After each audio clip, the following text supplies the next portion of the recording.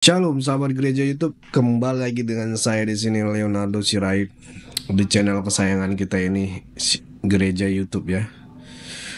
Oke teman-teman, di kesempatan kali ini kita mau membahas salah satu video. Kita mereaction ya, karena kita harus mereaction video mengulas ibaratnya ya, karena banyak yang beranggapan nanti mengkritisi dan sebagainya dilaporin lagi ya, karena panjang lah. Jadi kita mengulas gitu ya, dimana ada video Prof. Egy Sujana ya, debat bersama pendeta, salah satu pendeta, dan menurut saya ini cocok untuk kita bahas. Tapi sebelumnya jangan lupa untuk bagikan video ini dan klik tombol like, share video ini. Mari kita saksikan dulu video yang akan kita ulas. Profesor Egy Sujana beri pelajaran buruk buat umat Islam di Indonesia. Di depan publik, dia ancam bunuh seorang dokter Kristen cuman karena beda pendapat. Ini terjadi pas Egy hadir sebagai pembicara di sesi dialog lintas agama yang diadakan Forum Arimatea secara live di YouTube 6 Februari lalu. Dialog itu bertema Tauhid dan Tritunggal dalam perspektif logika.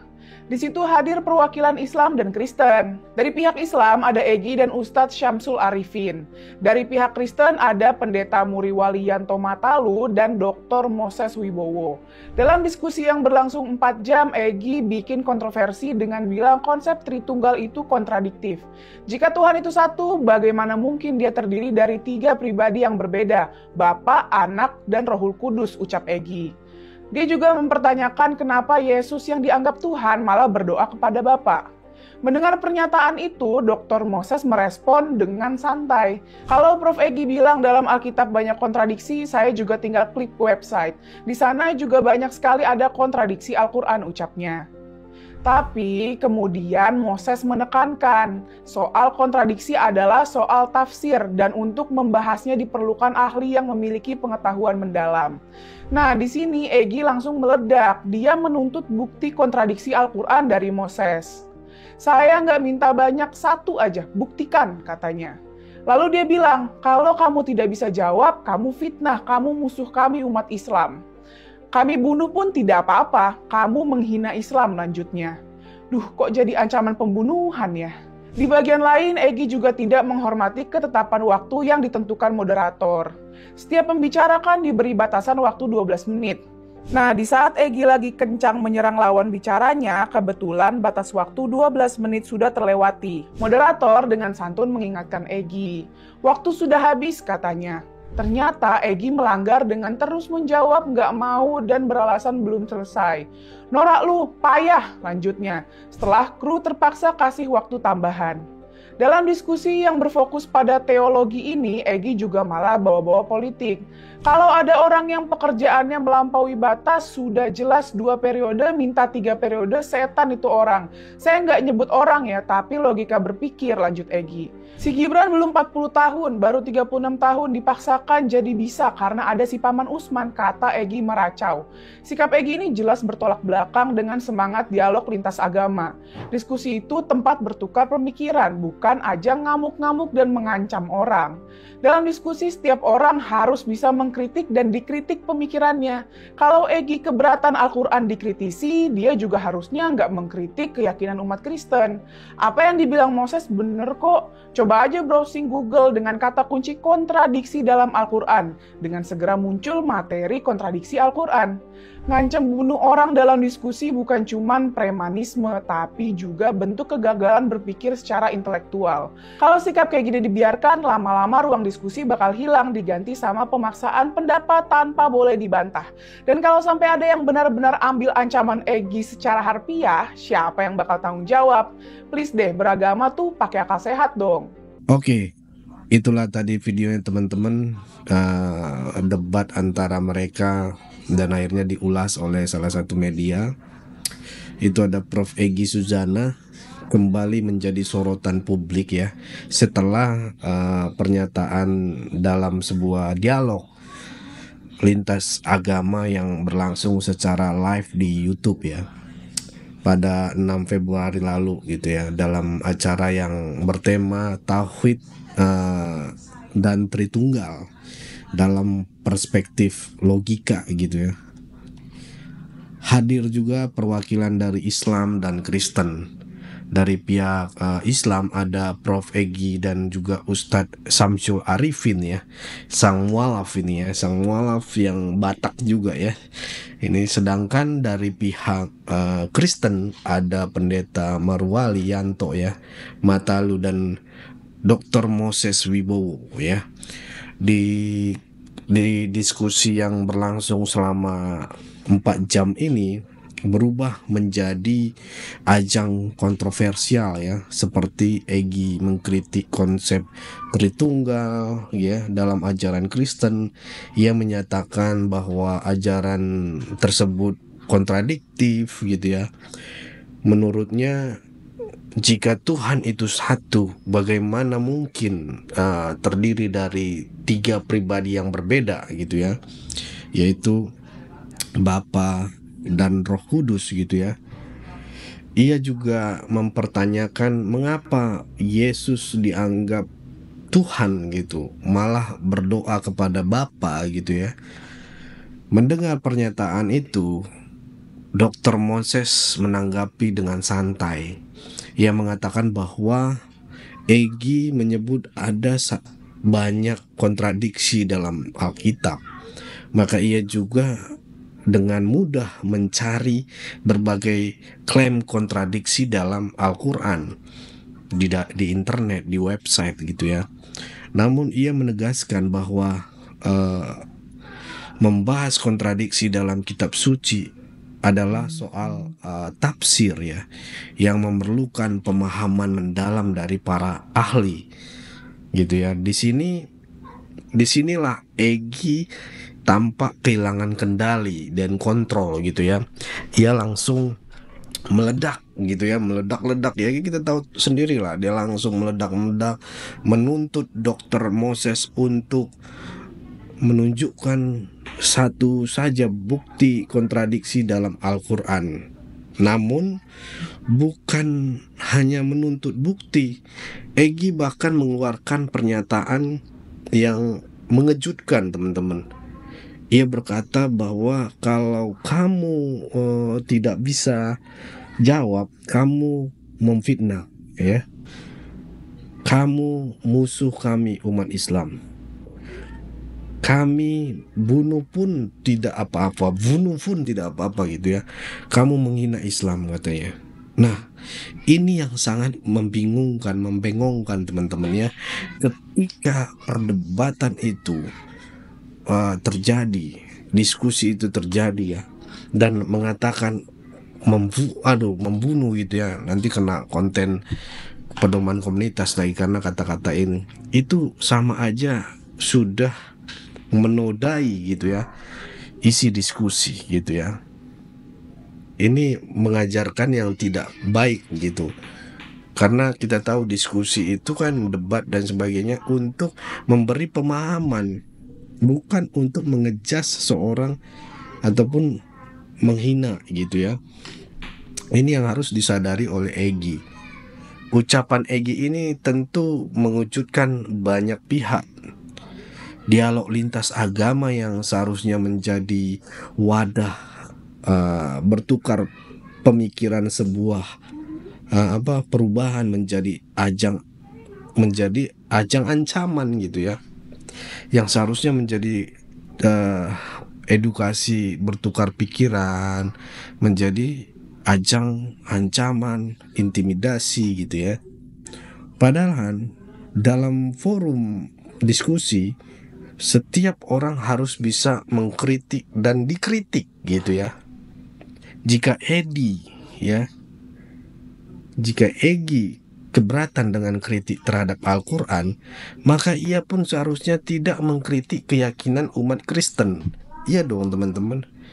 Kalau dia tidak mau dikritik kitabnya, jangan kritik kitab orang lain, umat lain gitu ya. Tak hanya itu teman-teman, Egi juga menunjukkan sikap tidak terhormat aturan diskusi ya, tidak menghormati peraturan. Setiap pembicara telah diberikan batas waktu 12 menit untuk berbicara, tadi udah dijelaskan. Namun saat batas waktu itu habis, moderator dengan sopan mengingatkan Egi untuk menyelesaikan pembicaraannya. Bukannya dia patuh, Egi malah menolak, menyebut dirinya belum selesai dan menghina moderator dengan kata-kata norak lu ya, payah. Itulah ya. Jadi kita bisa lihat kemampuan mereka gitu ya. Karena itu moderator dan kru ya, diskusi terpaksa memberikan waktu tambahan. Namun ahli-ahli tetap fokus pada pembahasan teologi. Egi malah membawa-bawa isu politik juga gitu ya. Berarti kan ngawur gitu ya. Ia menyindir kebijakan politik di Indonesia gitu ya. Menyebut bahwa ada orang yang melampaui batas gitu ya. Merujuk pada pejabat yang ingin menjabat lebih dari 2 periode. Ini nggak jelas kawan ya. Tapi nggak tahu deh, nanti dia nonton video ini bisa dilaporin lah ya saya. Tapi saya itulah, sebagai saya rakyat jelata, saya mau komentarin ini aja teman-teman. Boleh dong kita bersuara, menyuarakan suara rakyat jelata. Please, kalau diskusi tuh jangan kemana-mana, jangan kabur kemana-mana gitu ya.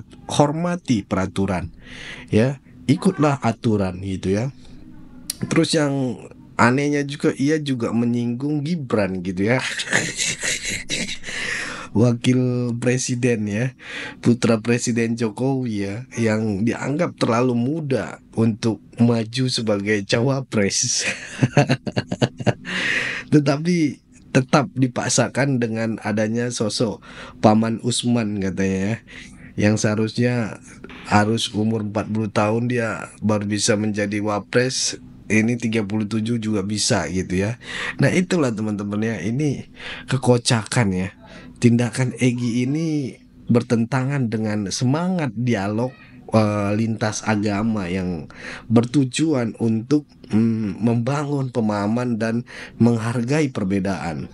Jadi percuma mengundang beliau ini. Nggak punya ini apa, pedoman gitu ya. Diskusinya bukanlah tempat untuk mengamuk gitu ataupun mengancam orang lain.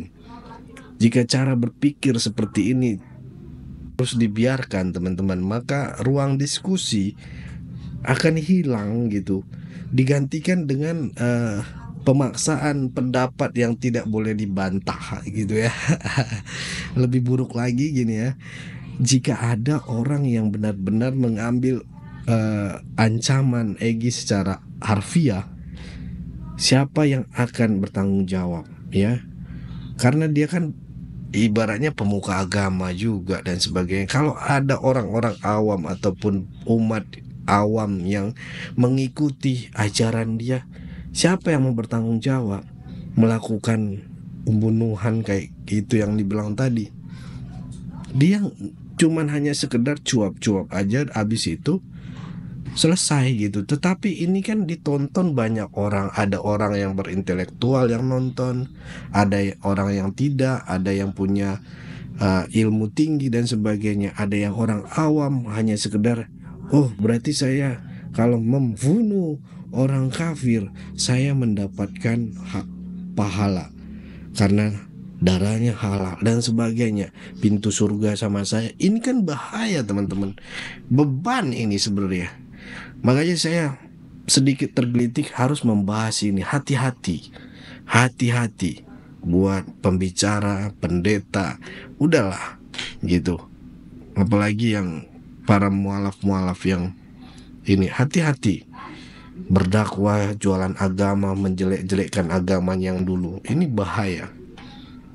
Jadi gak semua manusia itu setara dengan ilmu pemikiran kamu ataupun tafsiran kamu gitu ya. Oke teman-teman, itu yang bisa saya sampaikan. Mungkin saya akan kasih kesimpulan sedikit ya, bagaimana ancaman pembunuhan dalam diskusi agama bukan hanya menunjukkan premanisme, tetapi juga membuktikan kegagalan berpikir secara intelektual. jika dalam forum akademik seperti ini, kayak seperti ini, ancaman seperti ini bisa terjadi, bagaimana nasib kebebasan berbicara di negeri ini, teman-teman? Ya, hanya cuman bisa mereka yang bisa berbicara seenak jidatnya. Padahal ilmunya nggak ada. Jika satu pihak boleh mengkritik, maka pihak lain juga harus diberikan kesempatan membela diri tanpa diancam. Beragama seharusnya menggunakan akal sehat, bukan emosi yang tak terkendali, seperti oknum-oknum seperti ini.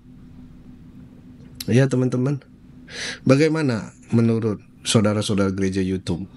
Apakah ancaman seperti ini bisa dibenarkan dalam diskusi agama? Apakah seharusnya dialog lintas agama tetap dilakukan atau justru dilarang? Silakan berikan pendapat kalian di kolom komentar ya. Jangan lupa bagikan video ini agar lebih banyak orang bisa ikut berdiskusi ya. Share video ini dan saya tunggu komentar masukan dari kalian. Jangan hanya sekedar penonton teman-teman, harus menjadi tuntunan ya. Sampai jumpa di video selanjutnya. Saya Leonardo Sirait. Tuhan Yesus memberkati kita semua. God bless you all.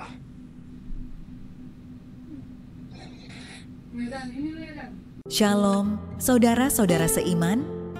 Mari bergabung dalam perjalanan rohani ke tanah Israel bersama Gereja YouTube. 13 hari perjalanan penuh makna. Kita akan mengunjungi Mesir, Israel, Yordania, Petra, dan mengakhiri perjalanan di Dubai dengan satu malam istimewa. Tanggal 6 Maret sampai 18 Maret 2025. Harga hanya $2.850 Amerika, all in price. Alami mujizat dan pengalaman bersama dengan Tuhan di tanah perjanjian. Perjalanan ini akan dipimpin oleh pembimbing rohani yang luar biasa, Pastor Chairul Anwar dan Leonardo Sirait. Bagi Anda yang merindukan pengalaman rohani ini, segera daftarkan diri Anda. Hubungi kami di 08 133486 0 1770708 778 15 14512. Jangan lupa menyebutkan nama perjalanan Holy Land Gereja YouTube. Kapasitas terbatas, hanya tersedia untuk 25 orang. Yuk, bersama-sama kita belajar sejarah kekristenan langsung dari tanah yang penuh makna ini. Terima kasih, Tuhan Yesus memberkati. Shalom saudara, generasi muda FKPPI, saudara yang mau mendukung pelayanan misi kami untuk terus bisa mengumandangkan penginjilan generasi muda Forum Komunikasi Pelayanan Penginjil Indonesia. Bisa melalui Bank BRI 042 10 10 048 705 60. Atas nama generasi muda FKPPI, Forum Komunikasi Pelayanan Penginjil Indonesia, dan bisa melalui kris ini, silakan scan barcode kris ini melalui mobile banking saudara. Tujuan dari pelayanan misi ini adalah untuk menjangkau banyak jiwa di pelosok-pelosok desa yang rindu untuk mendengarkan firman Tuhan dan untuk kegiatan apoleget yang menjalani penginjilan ke desa-desa untuk bisa terus mengabarkan kabar baik di seluruh tanah Indonesia. Selain melalui media sosial YouTube, kita tetap terus bisa menyuarakan kabar baik secara offline. Boleh dukung asosiasi ini melalui rekening ini dan bisa melalui kris mobile banking ini. Dengan cara scan barcode kris ini di mobile banking saudara. Terima kasih, biarlah kami berdoa agar semua kebaikan dan taburan saudara Tuhan yang membalas berlipat kali ganda. Tuhan Yesus memberkati saudara